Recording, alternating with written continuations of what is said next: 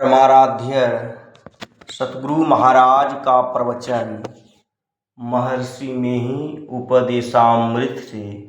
शीर्षक क्या जाने कल क्या होगा। बंदों गुरुपद कंज कृपा सिंधु नर रूप हरि महामोहतम पुंज जासु वचन रवि करणी कर। प्यारे लोगों, बाबा नानक का वचन है, नहीं बालक नहीं यौवने नहीं विरिधि कछु बंध, वह अवसर नहीं जानिए जब आई पड़े जम फंद। संत कबीर साहब का यह भजन सुन लिया है। सुकिरत करिले नाम सुमिरिले को जाने कल की, जगत में खबर नहीं पल की। झूठ कपट करी माया जोरिन बात करे छल की, पाप की पोट धरे सिर ऊपर किस विधि हुए हल की, जगत में खबर नहीं पल की। यह मन तो है हस्ती मस्ती काया मिट्टी की, श्वास श्वास में नाम सुमिरिले अवधि घटे तन की, जगत में खबर नहीं पल की। काया अंदर हंसा बोले खुशियां कर दिल की, जब यह हंसा निकरी जाएंगे मिट्टी जंगल की, जगत में खबर नहीं पल की। काम क्रोध मद लोभ निवारो याही बात असल की, ज्ञान वैराग दया मन राखो कहे कबीरा दिल की, जगत में खबर नहीं पल की। सुकिरत करिले नाम सुमिरिले को जाने कल की, जगत में खबर नहीं पल की। इसमें ताकीद किया गया है कि भजन शीघ्र करो। आज करूंगा कल करूंगा ऐसा मत करो। आज कहे मैं काल भजूंगा, काल कहे फिर काल, आज काल के करत ही अवसर जासी चाल। आज का भजन कल पर मत टालो। क्या जाने कल क्या होगा, शरीर रहेगा कि नहीं। बाबा नानक कहते हैं, बालपन में भी शरीर छूटेगा, कितने का जवानी में भी शरीर छूट गया, कितने का शरीर बुढ़ापे में छूटेगा, पहले बूढ़े जाएंगे।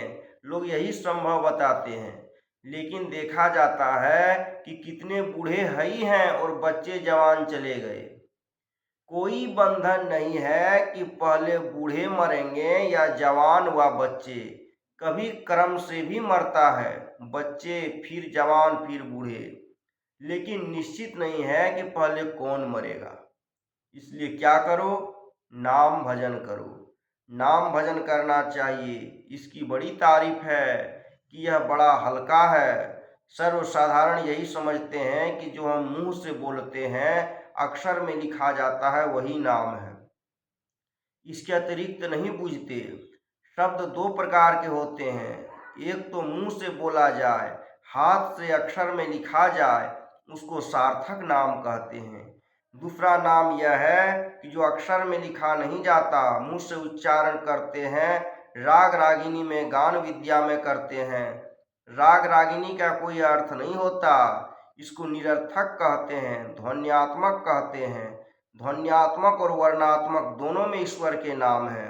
राम शिव विष्णु वर्णात्मक नाम है, इसका जप होता है, सुमिरन होता है। ध्वन्यात्मक में ऐसा है कि कह सकते हैं लेकिन लिख नहीं सकते। यह केवल ध्वनि है। जैसे घड़ी है, उसमें ठोकर होती है, टन की मोटी आवाज मालूम होती है।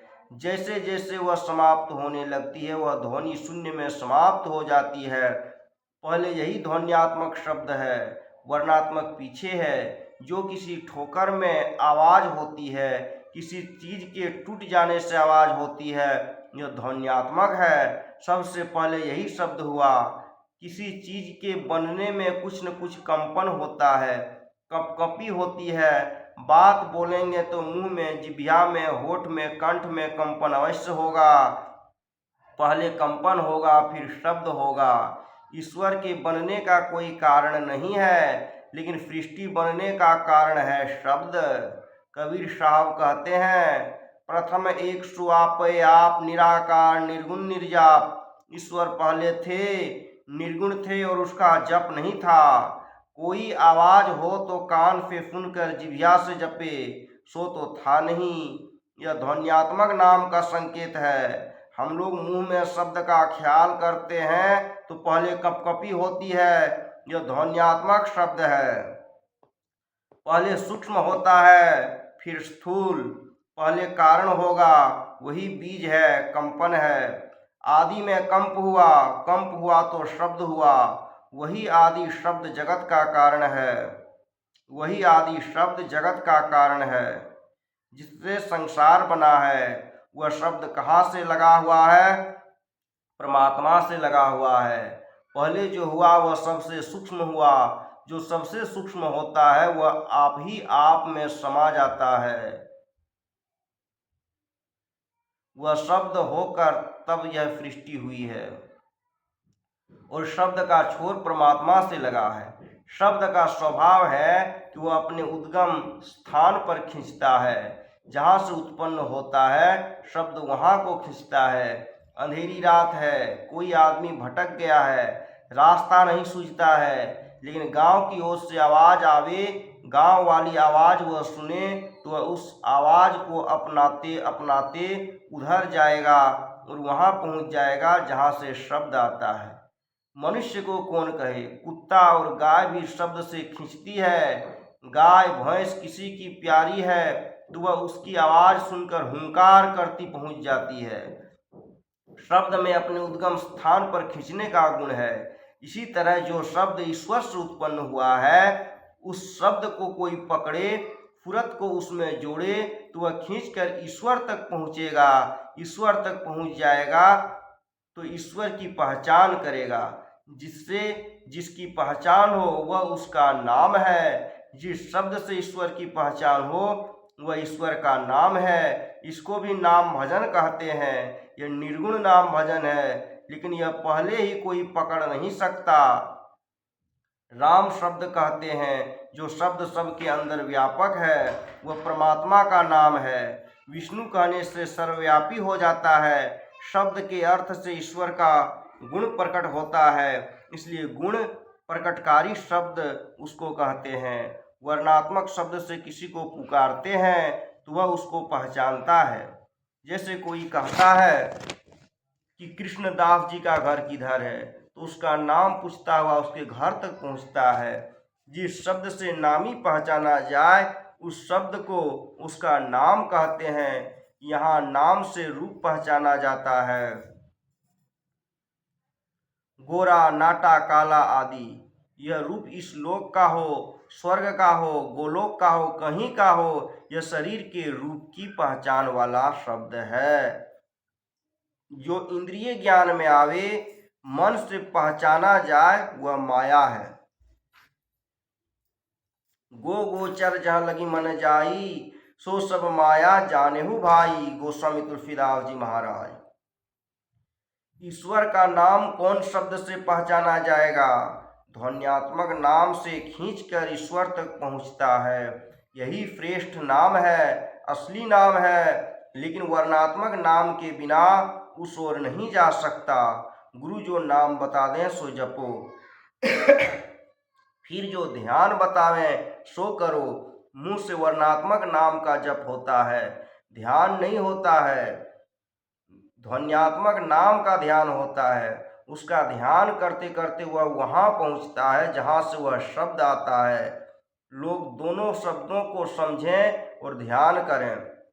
पहले तो वर्णात्मक शब्द ही गुरु बतावेंगे, पीछे ध्वन्यात्मक बतावेंगे।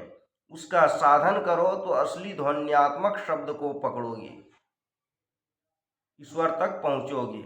माइक शब्द से माया तक ही रह पाओगे। जो निर्मायिक शब्द है उसको पकड़ने से निर्मायिक स्वरूप तक पहुँचोगे।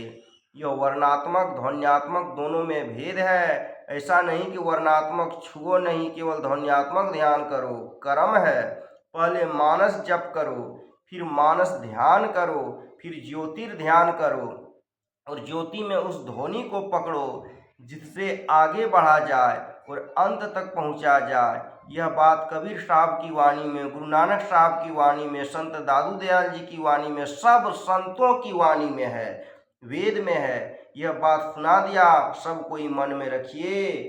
श्री सद्गुरु महाराज की जय। यह प्रवचन दिनांक 15/5/1971 ईस्वी को बिहार राज्य के मुंगेर जिला अंतर्गत श्री पंतमत सत्संग मंदिर जमालपुर में हुआ था।